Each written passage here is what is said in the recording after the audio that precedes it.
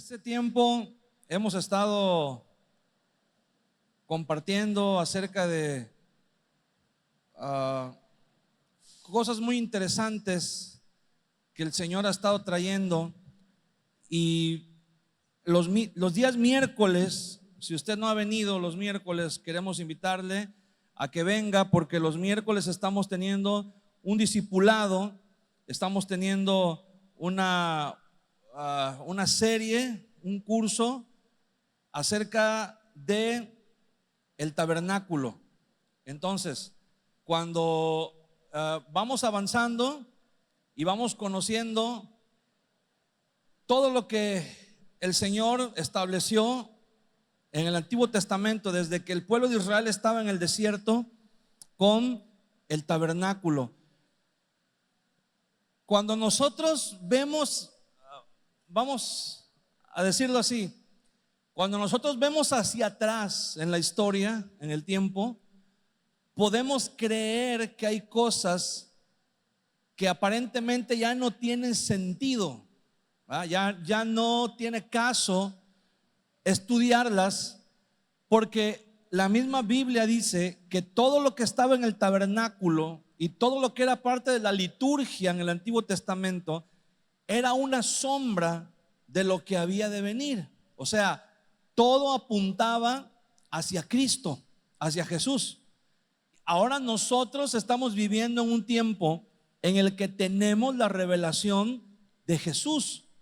Pero si nosotros nos ubicamos, si nosotros nos situamos, temporalmente en aquella época, en la época de las personas que vivieron y que vieron el tabernáculo con Moisés en el desierto, para ellos todo esto era un misterio.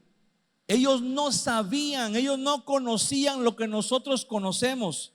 Entonces, para ellos era emocionante, era como que ellos estaban aprendiendo a descubrir algo que Dios les había dicho que tenía para ellos. Y entonces es como cuando vas abriendo un regalo, ¿verdad? Cuando te dan un regalo que viene envuelto y te dicen, ábrelo, pero con cuidado, ¿verdad? Porque se puede romper. Y entonces con mucho cuidado, ¿verdad? Comenzamos a quitarle el moño, comenzamos a quitarle la cinta, comenzamos a desdoblar, a desenvolver, ¿verdad? El papel. Si viene en una caja, ¿verdad? Abrir la caja, sacar lo que venga ahí adentro con mucho cuidado. Entonces eso era para ellos, ¿verdad? Eso ellos iban descubriendo poco a poco las pistas, las señales. Y quiero decirle algo, era algo muy bueno. Comenzaron muy bien, pero con el paso del tiempo fueron cayendo en la monotonía, fueron cayendo en la religiosidad, fueron cayendo solamente en lo externo, en la apariencia. Y el Señor tuvo que tratar con ellos de una manera muy fuerte, ¿verdad? Entonces, cuando nosotros vemos todo esto, nos damos cuenta que no es casualidad que el Señor haya dado su revelación poco a poco, que lo haya hecho el Señor paso a paso. ¿Por qué? Porque nos damos cuenta que hay un propósito para el cual el Señor Jesús va revelando de manera gradual. ¿Y por qué te digo todo esto? Porque el día de hoy vamos a tocar un tema que tiene que ver con el futuro. Lucas capítulo 21. Vamos a leer en nuestra Biblia este pasaje. Lucas capítulo 21.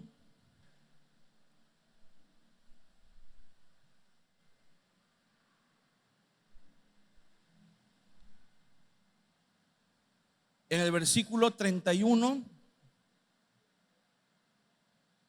al 34 dice: así también vosotros, cuando veáis que suceden estas cosas, sabed que está cerca el reino de Dios. De cierto os digo que no pasará esta generación hasta que todo esto acontezca.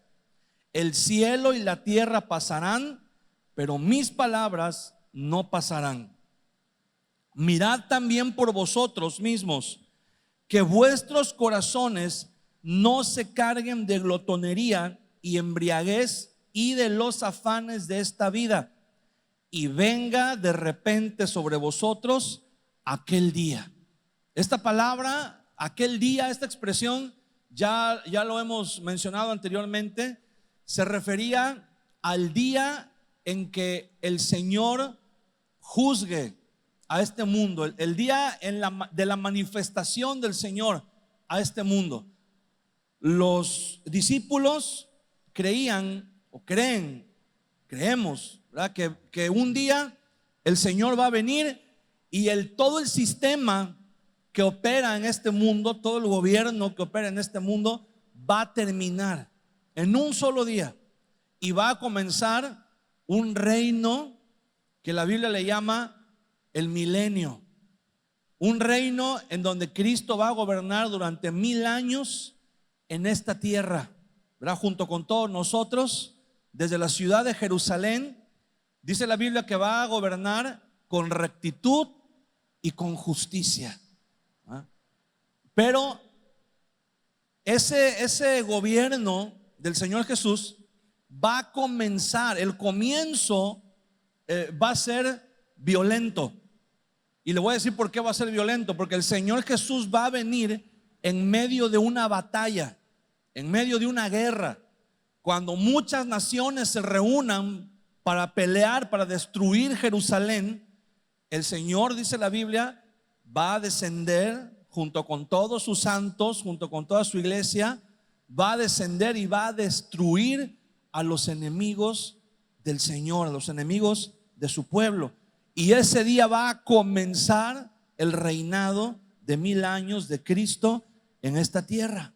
Entonces, cuando los discípulos hablaban, obviamente, ¿verdad? Ellos creían que ese día del juicio estaba muy próximo a llegar. En las cartas del apóstol Pablo y en los libros del Nuevo Testamento leemos que ellos escribían como que ellos esperaban estar vivos para ver ese día. Ellos le llamaban aquel día, así se referían. Entonces, cuando los primeros cristianos hablaban, siempre aquel día era un tema o era una expresión recurrente. Haga de cuenta que estaban los hermanos platicando, tomando café, y entonces empezaban a platicar y el tema, así como nosotros hablamos y decimos, hermano, Dios te bendiga, ¿cómo estás? El tema de ellos, el tema de conversación era, hermano, ¿cómo te estás preparando para aquel día? Aquel día va a venir pronto, ¿verdad? Y hermano, tenemos que hacer esto antes de que llegue aquel día, y tenemos que prepararnos y tenemos que predicar y tenemos que alcanzar a mucha gente para cuando llegue aquel día, ¿verdad? Siempre en sus conversaciones el tema, todo giraba en torno a aquel día. Entonces, el Señor Jesús no les dijo, no se preocupen, muchachos, aquel día va a tardar mucho en llegar. Es más, van a pasar 2025 años y todavía van a estar unos ahí congregándose, ¿verdad? Y platicando acerca de este tema. No, el Señor Jesús no les dijo eso. Al contrario, todo parece indicar, ¿verdad? Por lo que leemos en la Biblia, que incluso el Señor Jesús alentaba ese pensamiento de que aquel día los podría sorprender en cualquier momento. Pero, ¿por qué? ¿Acaso era la intención del Señor engañarlos? ¿Acaso era la intención del Señor darles falsas esperanzas? No, en la cultura de los judíos, ellos lo tomaban de esa manera. Ellos, es como cuando nosotros como iglesia hablamos del rapto. Nosotros creemos que tenemos que trabajar como si faltaran 1000 años para que Cristo viniera por su iglesia, pero tenemos que vivir en santidad como si el Señor fuera a venir hoy en la noche. Entonces, ellos pensaban parecido, ellos decían, tenemos que trabajar y tenemos que continuar como si aquel día fuera a ser después de muchos años, pero tenemos que vivir en obediencia y en justicia delante de Dios, como si aquel día fuera a venir en las próximas horas o en los próximos días. Entonces, el Señor Jesús les dice, al final del versículo 34, les dice, no vaya a ser que venga de repente sobre vosotros aquel día. Entonces el Señor le está hablando no solamente a los discípulos, pero le está hablando a la iglesia. Fíjense bien, el estilo de discipulado del mensaje del Señor Jesús estaba muy cargado de principios escatológicos. Bueno, así les llamamos ahora, ¿verdad? Porque ahora son términos modernos. La escatología es la parte de la teología que estudia los acontecimientos futuros. Escatos significa futuros, o también se traduce como finales, lo que va a pasar al final de los tiempos. Entonces, el Señor Jesús siempre hablaba, así como el estilo de predicación de los judíos aquel día: hermano, ponte las pilas, hermano, ya arregla tu vida, hermano, ya deja ese pecado, no vaya a ser que aquel día te sorprenda, no vaya a ser que aquel día venga de repente y no estés listo, no vaya a ser que aquel día te tome por sorpresa. Entonces, ese era un estilo de enseñanza, de predicación, y Jesús lo manifiesta de esa manera, así como las advertencias que muchas veces Él le hizo a sus discípulos, como velad y orad, como perseverad hasta el final, parábolas como la de las 10 vírgenes, la parábola del siervo fiel. No solamente eran enseñanzas morales, pero tenían un propósito, el propósito de alertar y mantener alerta a los discípulos, manteniendo puesta su mirada en los acontecimientos finales. Fíjese bien, la escatología lo que nos dice es que todas las profecías y las advertencias de Jesús acerca de lo que va a pasar en los últimos tiempos no es para darnos miedo, no es para que vivamos atemorizados y digamos, ay, el anticristo, ¿verdad? Ojalá que no me toque, ojalá que sea dentro de mucho tiempo todavía, que falte mucho tiempo. ¿Por qué? Porque la mayoría de nosotros sentimos temor. Ahorita vamos a ver por qué tenemos temor. El Señor nos advierte de cosas que van a suceder en un futuro. No es, bueno, en primer lugar, no es para que tengamos miedo. Y en segundo lugar, no sé si has escuchado gente que dice, ay, pues es que la Biblia dice muchas cosas, ¿verdad? Que va a haber terremotos, que va a haber guerras, que va a haber pestes, que va a haber hambre, que va a haber esto, que va a haber lo otro. Pero hay gente que dice, ay, pero la Biblia es un libro de fantasía, la Biblia no es verdad, la Biblia la escribieron hombres, la Biblia copia de otros libros, ¿verdad? De otras religiones, de otras culturas, y comienzan a decir, pero detrás de esas palabras, si usted pone atención, detrás de esas palabras lo que hay es temor. Cuando alguien dice, ay, lo que la Biblia dice es puro rollo que alguien inventó, lo que en realidad está diciendo, ojalá que lo que la Biblia dice no sea verdad, porque si es verdad, estamos perdidos. Pero ojalá que no sea cierto, ojalá que no pase lo que la Biblia dice que va a pasar. Pero la gente se escuda o disfraza eso diciendo, ay, la Biblia la escribieron hombres. La Biblia, o gente que dice, sí, pero falta mucho tiempo todavía, ¿verdad? Eso va a ser, no sé, dentro de otros 1000 años o tanto tiempo. Y el propósito del Señor Jesús es que supongamos, vamos a decirlo así, supongamos que faltan todavía muchos años para que el Señor se manifieste, para que el Señor venga. Supongamos que faltan, ¿qué le gusta? 100 años, 200 años, supongamos. Pero el propósito del mensaje del Señor Jesús para nuestros días es el mismo propósito que el mensaje que tenía cuando Él predicó, que estemos listos cada día, que estemos preparados como si aquel día fuera mañana, como si aquel día fuera la próxima semana. Por eso el Señor dijo, ¿verdad? Nadie sabe el día ni la hora. Tenemos entonces, hermano, que estar preparados. Luego de dar muchas advertencias en estos capítulos, ¿verdad? Cuando el Señor dice, y todo esto acontecerá, ¿verdad? Antes que venga el fin, habrá guerras, habrá terremotos, habrá pestes. Comienza a hablar acerca de vendrán falsos profetas, falsos maestros, falsos cristos. Comienza a decir muchas cosas el Señor, pero al final dice unas palabras bien interesantes. Está hablando del tiempo final, de todo lo que va a suceder al final, pero de repente da un giro y dice en el versículo 34, mirad también por vosotros mismos, que vuestros corazones no se carguen de glotonería y embriaguez y de los afanes de esta vida, y venga de repente sobre vosotros aquel día. ¿Por qué Jesús hace este giro?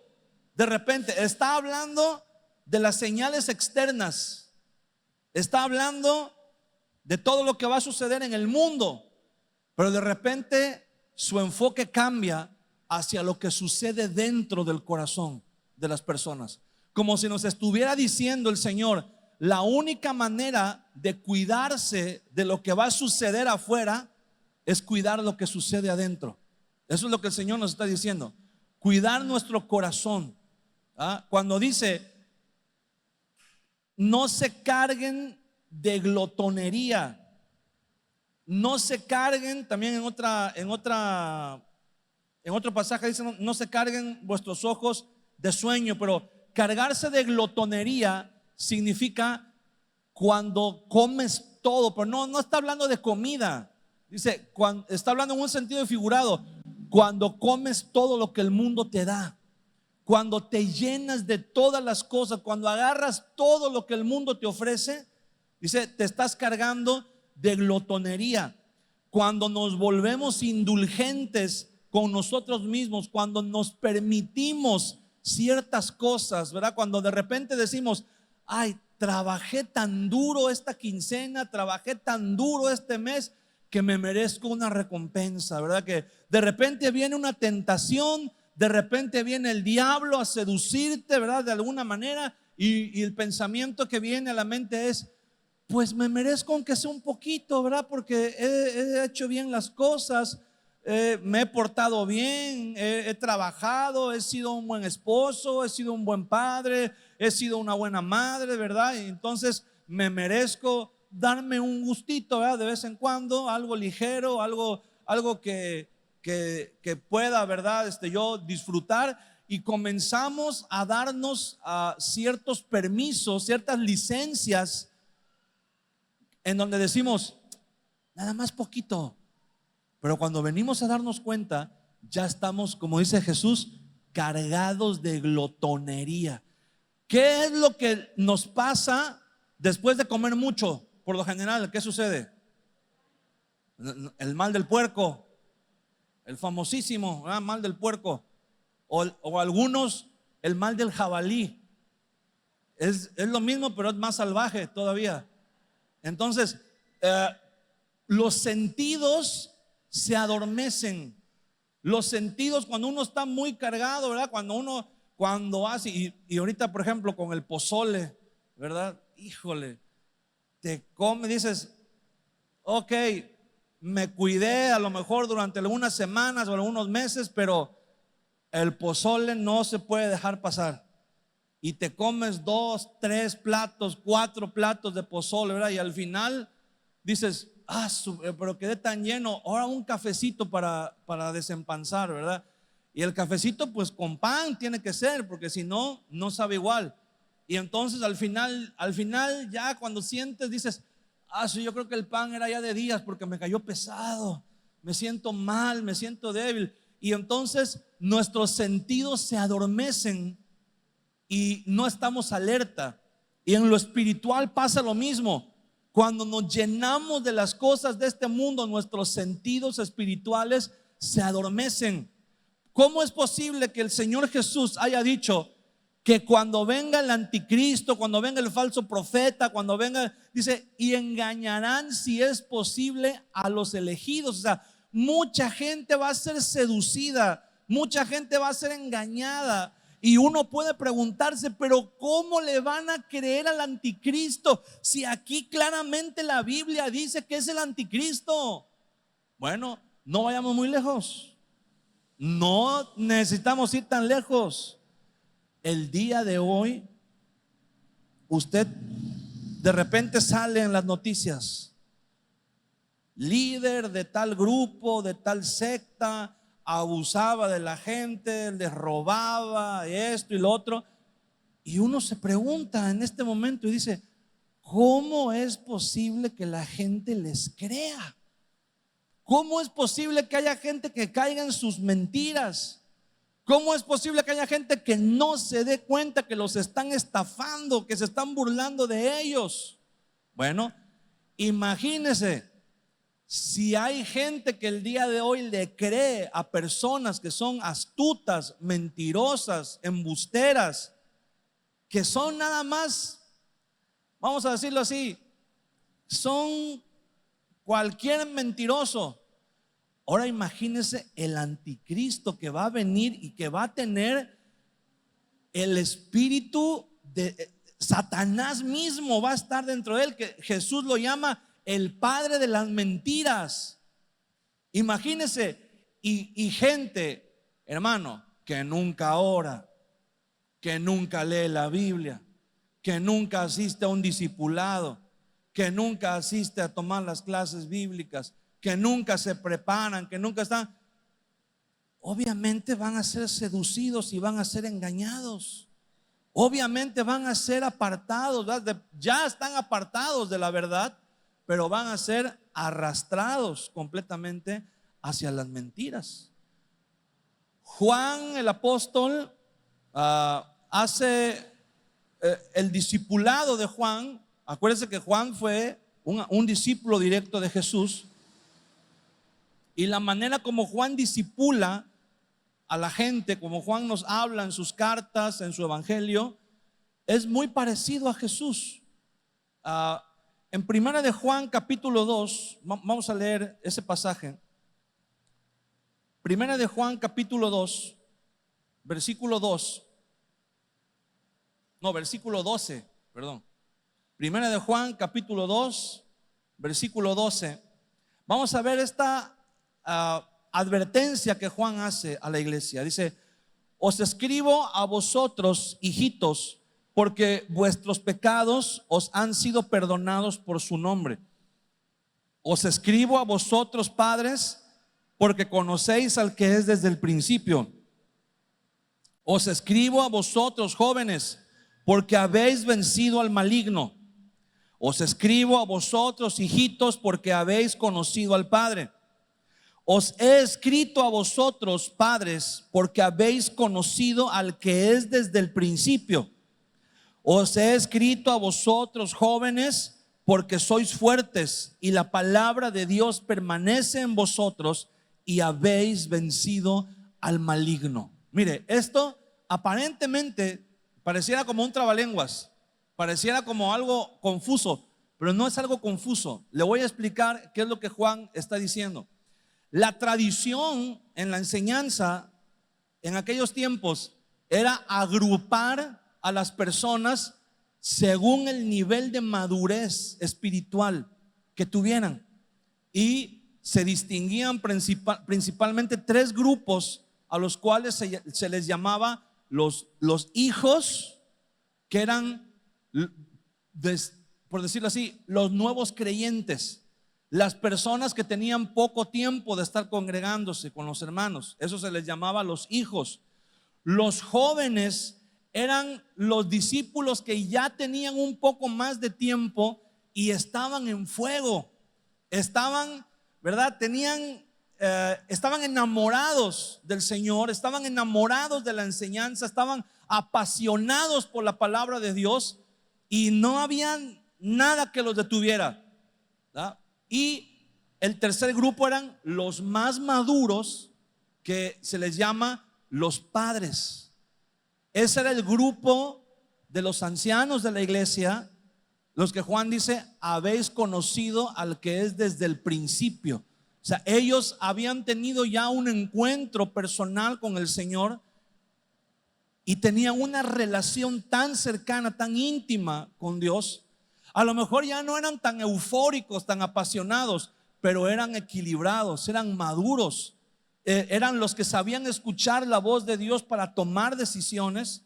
Y entonces Juan les escribe de esta manera a la iglesia, no porque porque fuera algo confuso, sino porque cuando hay un tema o cuando hay algo importante en la Biblia, se enfatiza repitiéndolo. ¿Se acuerda cuando Jesús dice: de cierto os digo? No es que el Señor se haya trabado ahí, ¿verdad? Sino que está haciendo un énfasis, resaltando la importancia de las palabras, de la enseñanza que está diciendo. Entonces, tenemos aquí en primer lugar a Juan les habla a los nuevos, les dice hijitos. Los menciona en el versículo 12, donde dice: vuestros pecados os han sido perdonados por su nombre. Los menciona en el versículo 13, donde dice: habéis conocido al Padre. Y el mensaje para ellos es de lo básico del evangelio, que es el encuentro con el Señor y el perdón de los pecados. Estaban pasando a la etapa de conocer al Padre, estaban empezando su discipulado. Después a los padres, en el versículo 13 dice: conocéis al que es desde el principio. Y en el versículo 14 lo reafirma diciendo: habéis conocido al que es desde el principio. No, ellos ya estaban en esa etapa de una relación más profunda con Dios, de un encuentro más directo, personal con el Señor. La madurez les había traído estabilidad en el conocimiento eterno de Dios.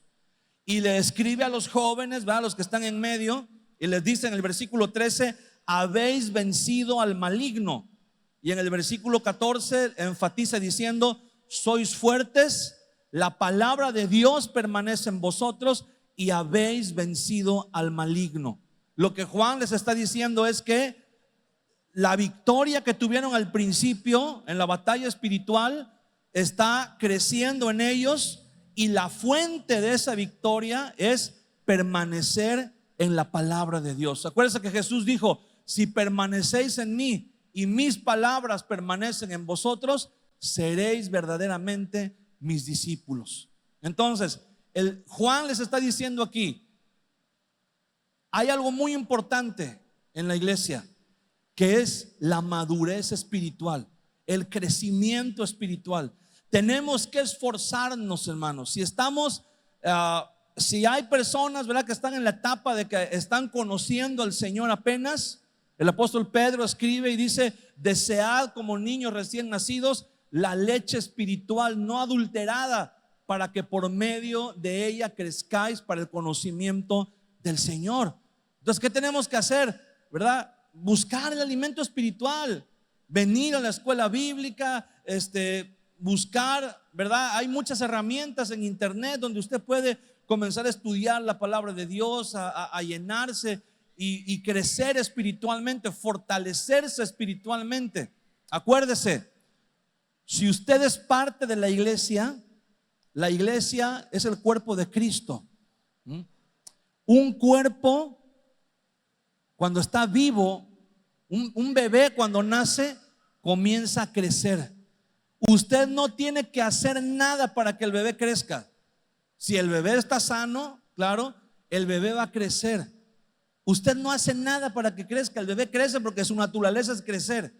Lo único que usted tiene que encargarse es que crezca sano, que esté bien alimentado, que tenga todo lo que necesita, ¿verdad? Que tenga zapatos, que tenga ropa, que tenga todo lo que vaya a necesitar. Pero el crecimiento viene porque la vida que hay en él va a producir ese crecimiento. Entonces, como iglesia nosotros vamos a crecer. Estamos comenzando un proceso de crecimiento espiritual, de madurez. Pero ¿qué es lo que tenemos que hacer? Estar bien alimentados, ¿verdad? Venir a la iglesia, ser parte de la iglesia, integrarnos a la iglesia, porque en la iglesia Dios te va a poner gente que se va a encargar de que vas a crecer, pero Dios te va a poner gente en la iglesia que se va a encargar de que crezcas sano, de que tengas las herramientas que necesitas, de que puedas tener lo que Dios prepara para cada uno de nosotros, para que tengamos un crecimiento y una madurez espiritual que vamos a necesitar más adelante. Los jóvenes, ¿verdad? Los que estamos en el discipulado y estamos apasionados por el Señor. Y yo me acuerdo cuando tenía poco tiempo de haber llegado a la iglesia, híjole, que se nos hacía todo lo que hubiera que hacer, se nos hacía poco para el Señor. Yo me acuerdo que un día llegué a la iglesia y no sé, los hermanos estaban haciendo ahí, armando unas bolsas con dulces porque iban a salir a vender, y yo no sabía ni qué onda. Yo no estaba todavía en ningún ministerio ni nada, pero a ver, yo les ayudo. Y comenzamos a ayudar, y de repente ahí se me fue toda la tarde, y cuando vi ya era hora y ya iba a empezar el culto. Era un día de culto, era un miércoles. Y entonces nos quedamos al culto. Era no, pues ya que voy a mi casa, ya no me va a dar tiempo, me quedo al culto. Y estábamos en el culto y al final dan un anuncio: hermanos, vamos a pintar la iglesia, el que se quiera quedar, nos vamos a quedar toda la noche porque vamos a pintar la iglesia. Y dije, bueno, ok, hay que quedarse a pintar la iglesia. Y nos quedamos toda la noche a pintar la iglesia. Y al día siguiente, ¿verdad? Bueno, amanecimos todos bañados de pintura, todos sucios, todos, pero al día siguiente había más cosas que hacer. Me acuerdo que me agarré como 3 días al hilo de estar en la iglesia. Cuando llegué a mi casa ya me tenían mis maletas listas, ahí ya hechas. Pues vete a vivir a la iglesia, ¿verdad? Si tanto quieres estar en la iglesia, vete a vivir a la iglesia. Porque no había límites, porque todo lo que hubiera que hacer era poco para el Señor, ¿verdad? De repente me acuerdo que íbamos con el grupo de jóvenes, íbamos caminando en la calle, y de repente venía un grupo de personas, y entre nosotros mismos empezamos a decir: a que no vas y evangelizas a esos que están ahí, a que sí, a que no, a ver, te quiero. Y íbamos y evangelizábamos. Había un grupo de personas que estaban reunidas y que tenían sus cultos a otras cosas, ¿verdad? Y de repente nos retábamos: a que no vas y te paras en medio y gritas que Cristo vive y que solo en Jesús hay salvación. Y ahí íbamos a meternos, ¿verdad? Luego hasta salíamos corriendo porque nos querían ahí linchar. Pero de repente íbamos en el camión y el camión iba lleno, y nos decíamos, ¿verdad? Nosotros, a que no te paras y predicas y das testimonio aquí en el camión. A que sí, ¿verdad? Y de repente alguien se levantaba ahí en el camión y comenzaba a predicar, y toda la gente ahí nos veía como bichos raros. Y tú decías, qué bueno que se paró a predicar aquel, ¿verdad? El otro. Y de repente el que estaba predicando decía: y ahora te quiero presentar a un hermano que va a dar testimonio de lo que Cristo ha hecho en su vida. Y de repente te embarcaban y te decían: él es mi hermano fulano de tal. Y todo el mundo te volteaba a ver, y ya no te quedaba otra más que pararte y ahí medio balbucear algunas palabras, te temblaban las piernas y todo. Pero lo hacíamos porque estábamos apasionados por el Señor. Lo hacíamos porque nada se nos hacía demasiado, porque estábamos agradecidos con Dios. Esos son los jóvenes a los que Juan les habla. Dice: han permanecido en la palabra de Dios, y por eso han tenido un encuentro con el Señor. Y luego le habla a los padres, ¿verdad? A los que ya a lo mejor se les pasó un poco la euforia, a los que ya no son tal vez tan ruidosos, tan escandalosos, pero tienen una vida que da un testimonio.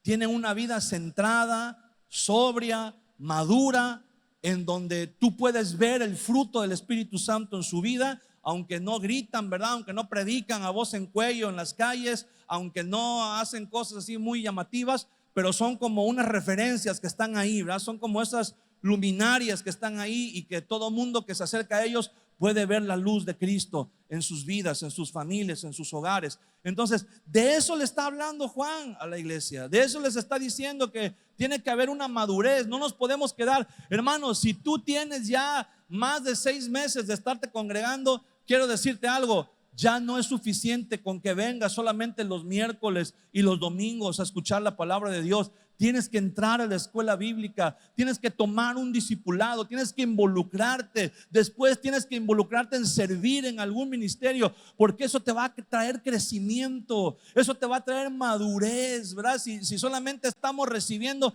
¿qué pasa cuando solamente comemos y comemos y comemos y comemos, pero nunca hacemos un ejercicio, nunca caminamos, nunca tenemos ninguna actividad? Nos vamos a enfermar. Tarde o temprano nos vamos a enfermar. Entonces tenemos que involucrarnos y eso nos va a ayudar, ¿verdad?, a un crecimiento espiritual. Entonces el mensaje de Juan para la iglesia es que tenemos que estar siempre en movimiento, tenemos que estar siempre en crecimiento. Y la consecuencia de ese crecimiento, porque hay un resultado. Después de esto que Juan les dice a los padres, a los jóvenes, a los hijos, hay un porqué. Y en el siguiente versículo, en el versículo 15, del 15 al 18, dice: no améis al mundo ni las cosas que están en el mundo. Si alguno ama al mundo, el amor del Padre no está en él. Fíjese bien, Juan está diciendo aquí, hermano, no améis al mundo ni las cosas que hay en el mundo. Escucha estas palabras: si alguno ama al mundo, el amor del Padre no está en él. La primera vez que yo leí este versículo, me sentí como la peor basura, porque dentro de mi corazón yo dije: Señor, yo todavía amo el mundo, yo todavía amo muchas cosas que hay en el mundo. Y yo creía que la cosa era así como de que amo al mundo un 30%, pero amo a Dios un 70%. Entonces, como amo más a Dios que al mundo, pues entonces ahí se compensa, ¿verdad? Pero el apóstol Juan dice: si alguno ama al mundo o las cosas que hay en el mundo, no te engañes. No creas que tienes suficiente con una parte del amor del Padre. No, si alguno ama al mundo o las cosas que hay en el mundo, lea lo que dice Juan: el amor del Padre no está en él. Y cuando yo leí eso, yo dije: no puede ser. ¿Cómo que el amor del Padre no está en mí? Si yo siento, obviamente no quiere decir que Dios no nos ame. No se refiere a eso. Quiere decir que si todavía amamos las cosas del mundo, es porque no amamos lo suficiente a Dios. Hermano, qué tremendo está esto. ¿Cómo le puedo hacer para amar menos al mundo y amar más a Dios? ¿Cómo? Y mira, mucha gente batalla con esto. Y mucha gente dice: ¿cómo puedes dejar de amar al mundo? Haz esto. Predicaciones que dicen 3 pasos para dejar de amar al mundo, 7 características de un cristiano que deja de amar al mundo. ¿Y cómo podemos? Y hermano, te voy a decir algo: no existe ninguna fórmula, ni ninguna receta, ni ningún método para dejar de amar al mundo. Solamente hay una forma: amar a Dios con todo tu corazón. ¿Y cómo puedo amar a Dios? ¿Cómo me enamoro de Dios? Bueno, ¿cómo te enamoraste de tu esposa, de tu esposo? ¿Cómo te enamoraste de tu crush, verdad? ¿Cómo pasó? ¿Cómo sucedió? Puede ser que alguien diga: ay, es que fue el flechazo a primera vista. Ahora, bueno, ese es el flechazo, pero el enamoramiento se da cuando conoces a la persona, cuando lo vas conociendo, cuando la vas conociendo. Entre más conoces a la persona, más le vas encontrando virtudes, ¿verdad? Y sobre todo cuando estás perdidamente enamorado, no le encuentras ningún defecto. Todos son virtudes, ¿verdad? Todo es positivo, todo es palomita, palomita, palomita, palomita. Todo es bueno. Así nos sucede con el Señor, hermano. ¿Cómo vamos a conocer a Dios? Bueno, a través de un proceso que Juan acaba de mencionar en los versículos anteriores. Primero conociendo el perdón de los pecados en su nombre, después permaneciendo en Él, después permaneciendo en su palabra y venciendo al enemigo, y después conociendo al que es desde el principio. ¿Sí me estoy explicando? El proceso de madurez nos va a llevar a conocer cada vez cómo vamos madurando, cómo vamos creciendo en el amor, conociendo al Señor. Y mientras más le conocemos, más nos enamoramos de Él, más le amamos a Él, y mientras más le amamos a Él, menos amamos al mundo. Mientras más nos apasionamos por Dios, más nos desapasionamos del mundo.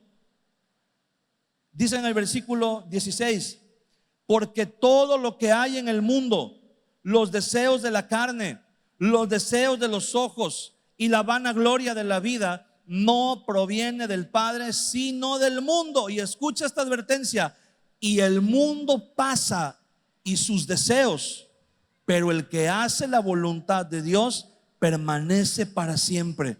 Y escuche cómo cierra Juan esta enseñanza: hijitos, ya es el último tiempo, y según vosotros oísteis que el anticristo viene, así ahora han surgido muchos anticristos.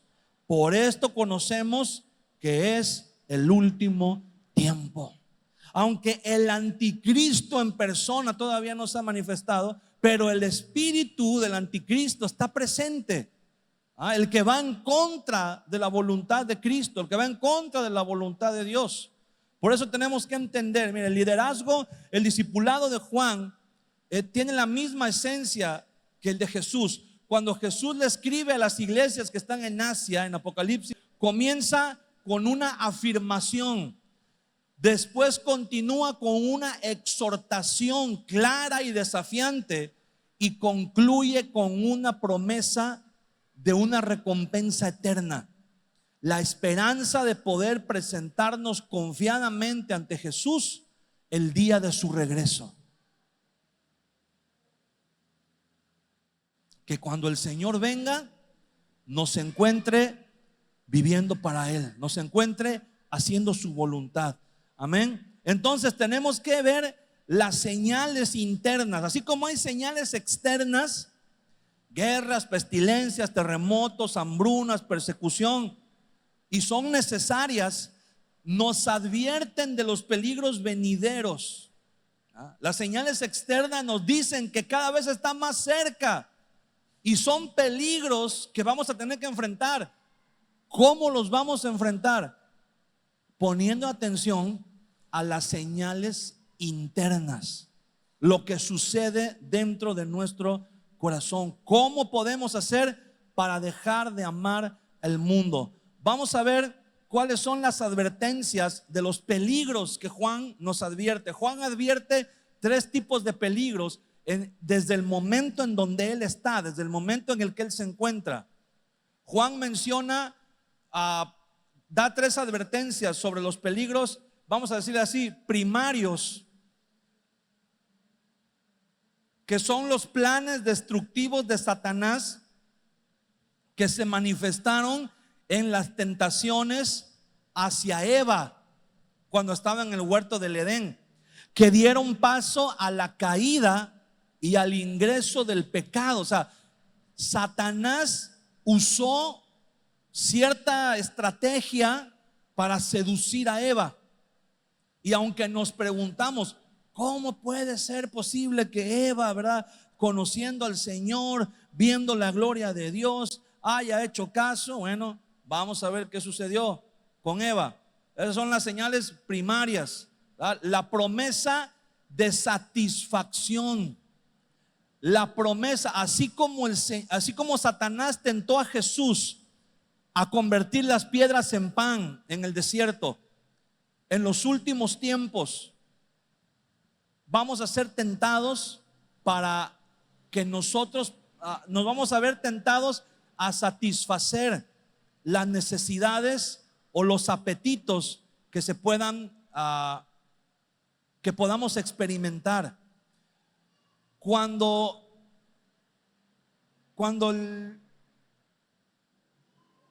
Cuando la tentación que vino sobre Eva fue mayor, fue más fuerte, ella quiso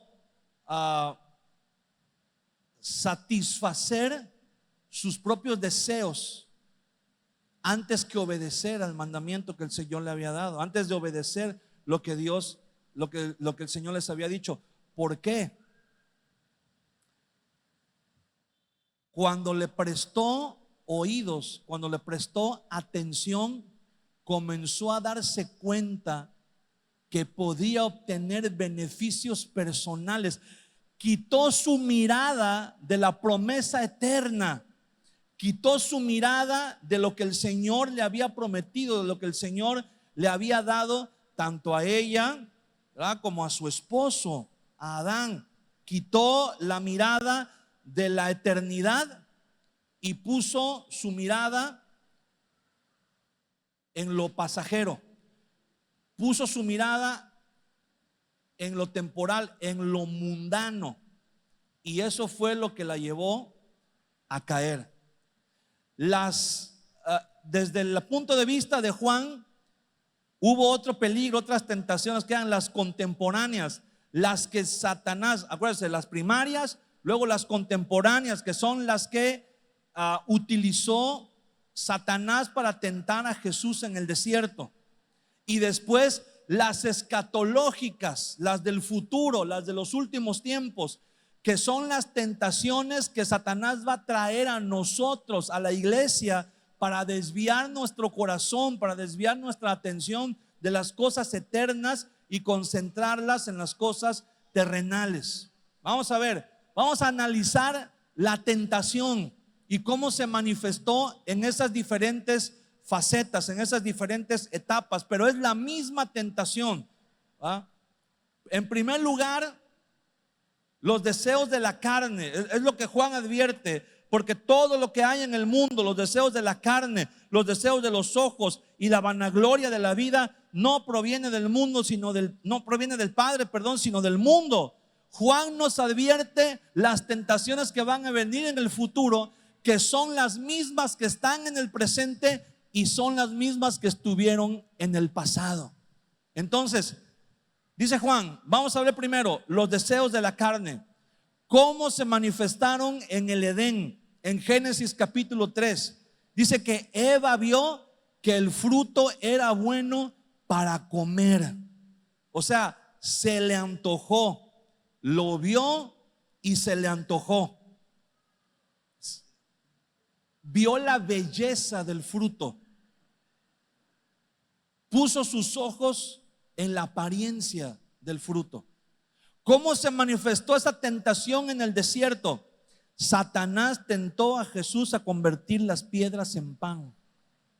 Eres hijo de Dios, tienes hambre, convierte las piedras en pan. ¿Qué pecado era convertir las piedras en pan? El hecho en sí no era ningún pecado, pero lo que había detrás de él, lo que significaba, ¿verdad? Porque Jesús estaba demostrando que él tenía control sobre sus impulsos, sobre su carácter. No convirtió las piedras en pan, no porque no pudiera hacerlo, no porque no se le antojara, no porque fuera pecado en sí comer pan, pero él se había propuesto gobernar su carácter, gobernar sus apetitos. ¿Y cómo se manifiesta esto en los últimos tiempos? Cuando Jesús dice, ¿verdad? Bueno, la tentación la vamos a encontrar entre otros Lucas 4 del 1 al 13, y en los últimos tiempos estamos leyendo, ¿verdad?, Lucas 21 del 34 al 36 y primera de Juan 2 del 15 al 17. Jesús advierte sobre la glotonería y la embriaguez, no llenarnos. Vemos, hay cosas que este mundo nos va a presentar y nos va a ofrecer y aparentemente no tienen nada de malo. Son cosas que todo el mundo está consumiendo y que traen satisfacción y aparentemente no es pecado, pero te desvían, te distraen de las cosas de Dios, te comen el tiempo que deberías de estar llenándote de Dios, y sobre todo te dan la falsa sensación de que los placeres de este mundo van a ser eternos, van a ser para siempre. Y en este mundo, hermano, todo lo que está a nuestro alrededor nos grita que todo es temporal. Todo es temporal. En las leyes de la termodinámica, ¿verdad? La primera ley de la termodinámica dice que todo lo que está en este mundo, toda la materia que existe en este mundo, está en constante desgaste.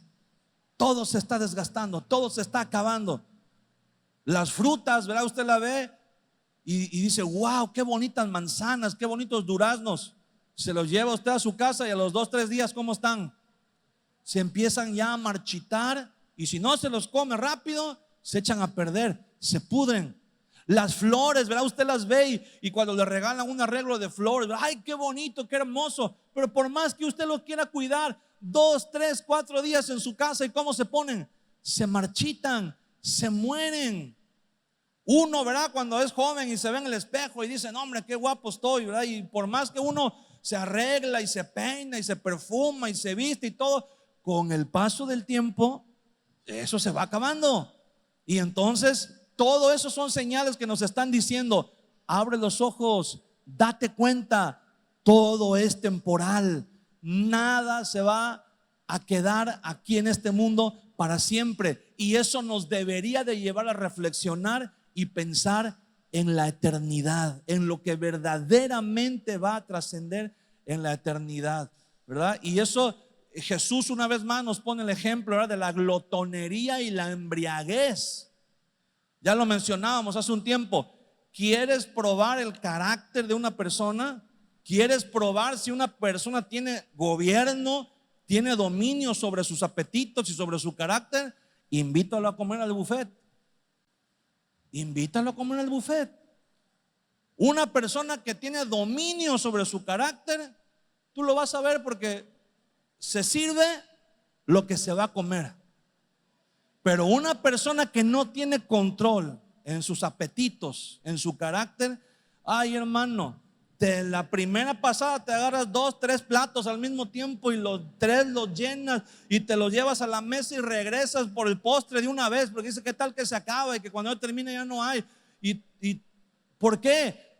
Porque no tenemos control. Y al final terminamos desperdiciando un montón de comida, porque muchas veces hasta ni el primer plato nos terminamos y decimos, ay, ya me llené. ¿Quieres conocer a alguien que tiene dominio sobre sus apetitos? Invítalo a comer un día. Hay personas que hasta allá en el carro dicen, ay, ¿qué crees? De casualidad traigo un topper ahí en mi carro, dice, para que me des para llevar. Cuando una persona tiene control, ¿verdad? Cuando una persona tiene templanza, la comida no miente, hermano. La comida te delata. Hay personas que te dicen, a mí me dijeron una vez, cuando vayas a comer a un lugar, así a un restaurante, a algún lugar muy formal, muy acá, si cuando te sirvan de comer, no te comas todo, deja un poquito. Y date cuenta que la gente que es acá no se come todo, deja un poquito en el plato.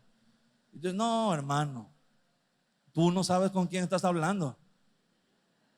A mí cuando me sirven de comer y me gusta, yo me acabo hasta, mira, pido más, repito, como y al final agarro la tortilla así como los limpiaparabrisas, le hago el plato así hasta el último. ¿Por qué? Porque esa es una manera como se revela, ¿verdad? La falta de control sobre los apetitos. Si no podemos, ¿quieres ver a alguien que sufra? Agarra a alguien que está empezando una dieta y invítalo a comer, o invítalo donde hay comida. ¿Verdad? Cómo sufren y cómo a veces aguantan, a veces no aguantan. Pero ¿quieres ver a una persona sufrir? Ponlo donde hay comida y que no pueda comer. Y la persona sufre. ¿Por qué? Porque nos cuesta trabajo gobernar esos apetitos, nos cuesta trabajo esa falta de autocontrol en nuestro carácter, y se manifiesta en la comida. Ahora, si no podemos resistirnos, hermano, a un plato de comida, ¿crees que te vas a poder resistir a una tentación cuando se te presente ahí en tu trabajo, ahí en la calle, allá en el mundo, ¿verdad? En un lugar. No vamos a poder decir que no, porque estamos acostumbrados a que perdemos las riendas, perdemos el autocontrol. Tantito nos hacen así nada más y ya nos perdemos. Y entonces le damos rienda suelta a los apetitos, nos dejamos llevar, nos deslumbramos por el placer. Eso es lo que presenta los deseos de la carne. Los deseos de los ojos se presentan en el Edén. Cuando Eva vio que el fruto era agradable a los ojos, ¿verdad? Se enamoró. No solamente era bueno para comer, pero era agradable a los ojos. ¿Cómo se manifestó en el desierto? Satanás le muestra los reinos del mundo para ser seducido con poder y gloria. ¿Y cómo se manifiesta en los últimos tiempos? La atracción del mundo y sus riquezas engañosas para distraer el corazón.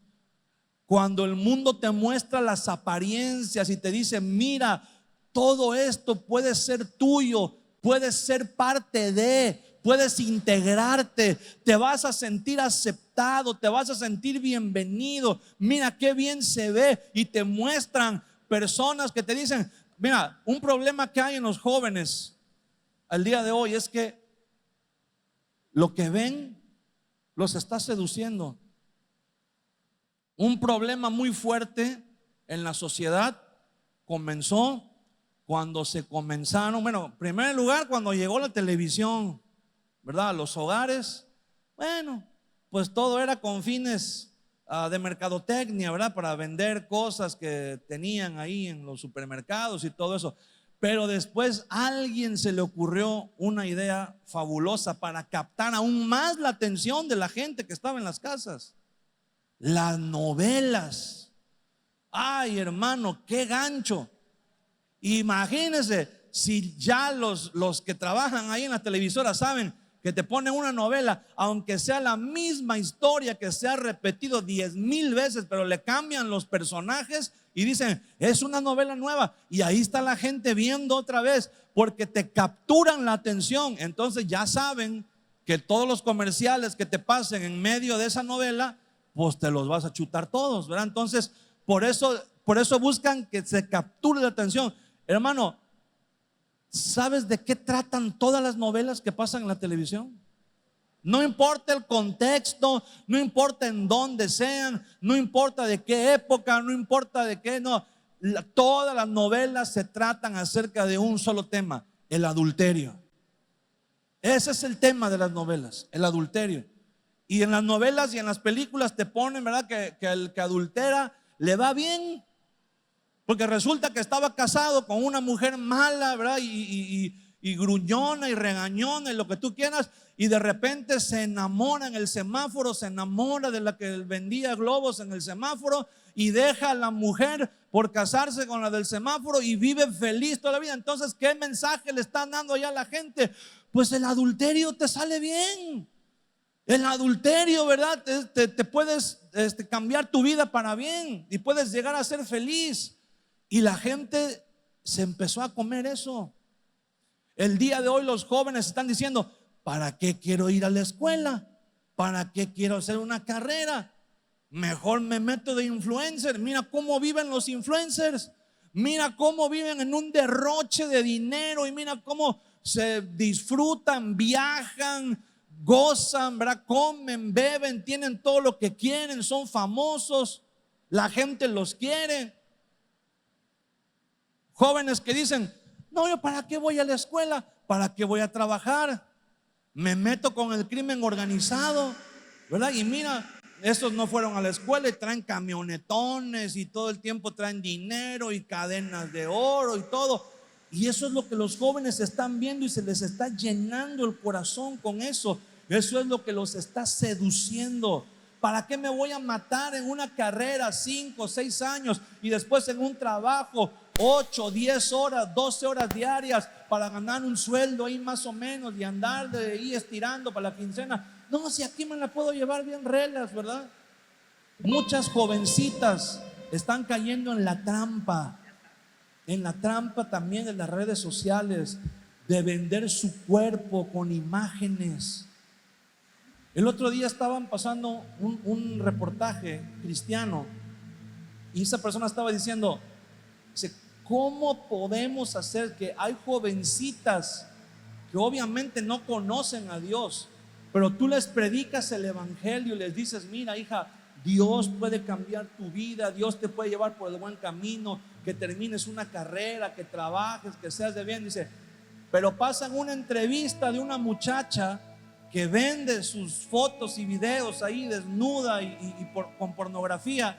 Dice, y sale esta muchacha en esa entrevista diciendo que el próximo mes le entregan su residencia que le costó más de 30 millones de pesos y anda en un camionetón y anda por todo, nada más porque vende sus imágenes en internet, en una página que no sé si es página o es aplicación, que yo antes cuando escuchaba OnlyFans, yo decía, pues ha de ser una tienda donde venden ventiladores, porque pues así era el nombre, ¿no?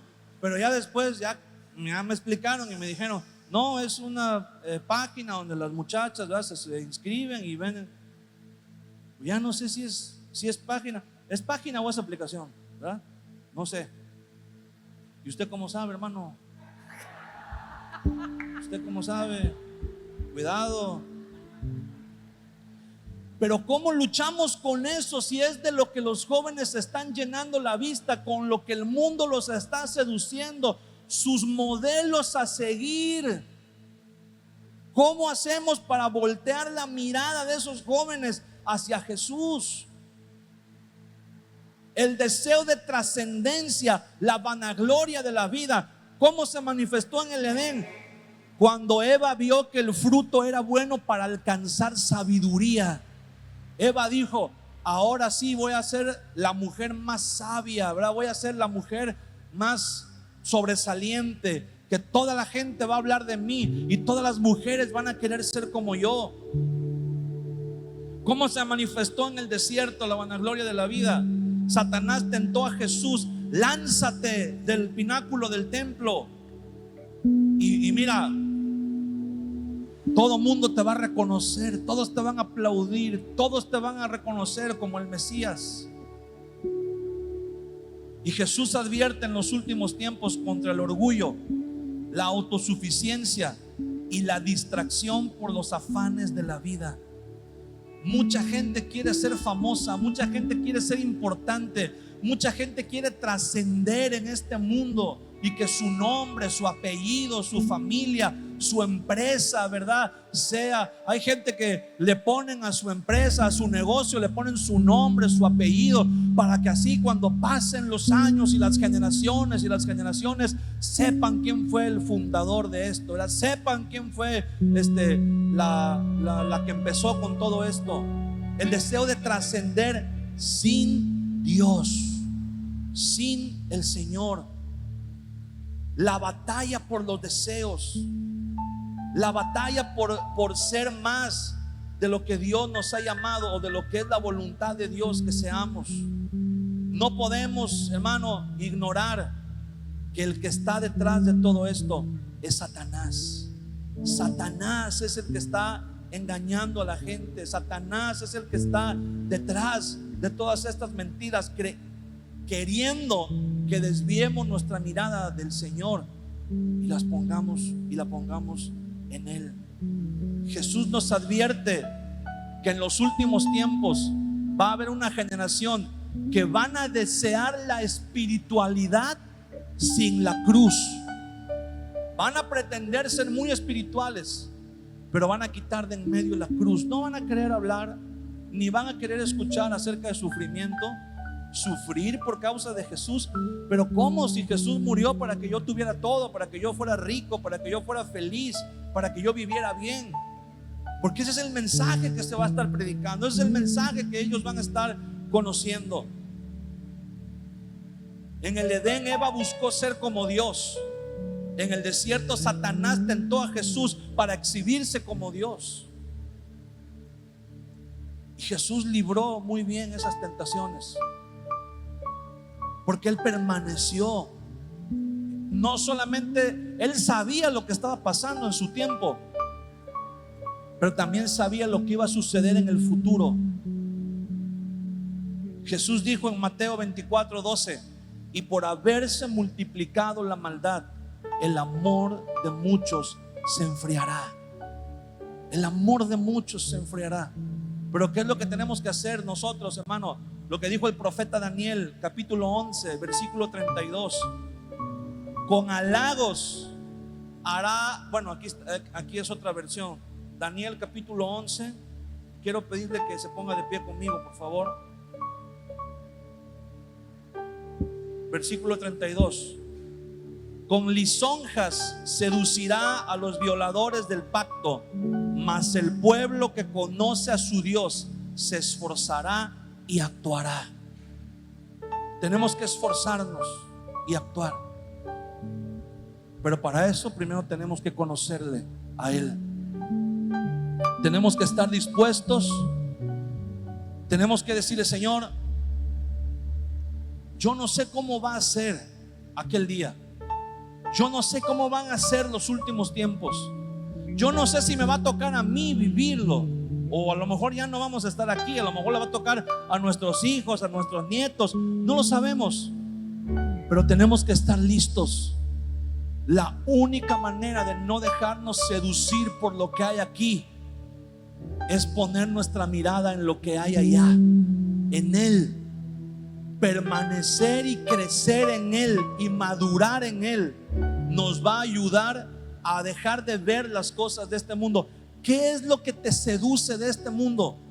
¿Qué es con lo que más batallas por dejar en este mundo? ¿Qué es lo que más trabajo te cuesta soltar en este mundo, hermano? Tú te conoces mejor que nadie. Nosotros nos conocemos a nosotros mismos mejor que nadie.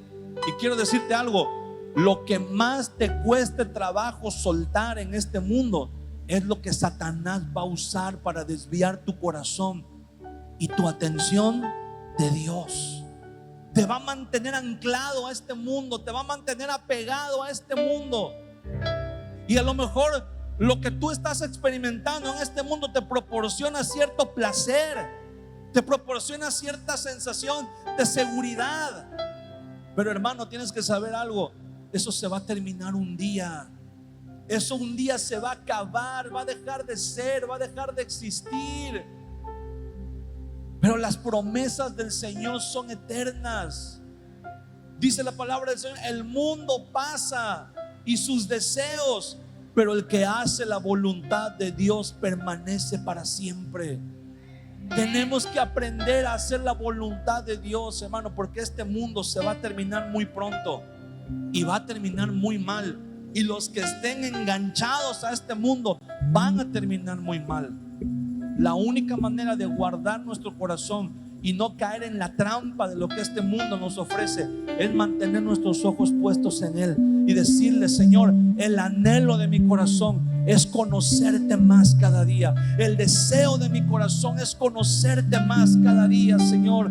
Lo que yo más quiero en este mundo, lo que más deseo en este mundo es conocerte, amarte a ti, aferrarme a ti con todas mis fuerzas y dejar este mundo, Señor.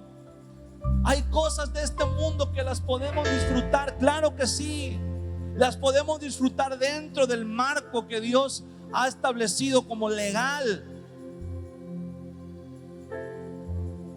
porque son temporales. Pero nuestra mirada tiene que estar puesta en el galardón. Si tu mirada está puesta en el galardón, si tu mirada está puesta en la eternidad, los sufrimientos que puedas pasar en este mundo van a ser nada. Las privaciones que puedas pasar en este mundo van a ser nada. No importa lo que nos perdamos de este mundo mientras no lo perdamos a Él. No importa de lo que carezcamos en este mundo mientras no carezcamos de su presencia, de su espíritu, de su palabra, de su sabiduría. No importa que en este mundo nos quedemos vacíos de las cosas de este mundo mientras no nos quedemos vacíos de Él. No importa que haya cosas en este mundo que nunca podamos alcanzar, que nunca podamos disfrutar, que nunca podamos experimentar. mientras lo tengamos a Él. Puedes levantar tus manos en esta tarde y decirle: Señor, si te tengo a ti, lo tengo todo. No importa que en este mundo pueda pasar privaciones, no importa que en este mundo pueda pasar persecución, no importa que en este mundo pueda tener carencias, no importa si nadie me ama, no importa si nadie me pone atención, no importa, Señor, si no tengo a nadie, pero te tengo a ti, Señor, te tengo a ti. Tú eres mi todo, tú eres mi todo, Señor. Más en este mundo que pueda importar, no hay nada en este mundo que pueda, Señor, llenar tu lugar en mi vida. Tú dijiste: cualquiera que bebiera de esta agua volverá a tener sed, porque lo que hay en este mundo no puede satisfacernos para siempre, Señor. Solamente tú, Señor, eres el único. Solamente tú puedes, Señor, satisfacer el corazón. Por eso te amamos, Señor. Por eso te anhelamos. Por eso anhelamos tu presencia, Señor. Levanta tus manos al Señor y dile: Señor, hoy te entrego las cosas que me anclan a este mundo, Señor. No importa lo que sea, díselo al Señor. Aunque creas que es imposible dejárselo, aunque creas que vas a volver a caer, aunque creas que nunca vas a salir de ahí, entrégaselo en esta hora al Señor. Dile: Señor, hoy te entrego lo que me ancla a este mundo. Hoy te entrego, Señor, lo que tanto he amado de este mundo, Señor. Lo que me ha seducido, lo que me ha mantenido atrapado a este mundo, los placeres, los deseos de este mundo, Señor, los apetitos carnales que no puedo contener, Señor. Hoy te los entrego a ti. No importa si es el dinero, no importa si es el alcohol, no importa si es el sexo, no importa si es la fama, no importa. Dile: Señor, hoy te lo entrego. Hoy te lo entrego a ti, Señor. Arráncalo de mi corazón. Ya no quiero tenerlo, Señor. Quiero que tú seas mi pasión. Quiero que tú seas mi deseo. Quiero que tú seas mi anhelo. Quiero que tú seas mi todo, Señor. Que no haya nada ni nadie en este mundo que aparte mis ojos, que desvíe mi corazón de ti, Señor. Tú eres mi deseo. Tú eres mi deseo. Tú eres mi anhelo, Señor. Oh, te deseo, Señor. Te deseo más que a nada, Señor. ¿Por qué no haces un fuerte aplauso, Señor, en esta tarde? Y le dices: Señor, gracias. Gracias. Tú eres mi amado, mi tesoro, el deseado de mi corazón, Señor. Espíritu Santo, solamente tú puedes satisfacer. Tú conoces el corazón. Tú estás ministrando en este momento a cada corazón, Señor. Somos tus hijos, somos tu iglesia, Señor. Dependemos de ti, solamente de ti, Señor. En el nombre de Jesús. Amén.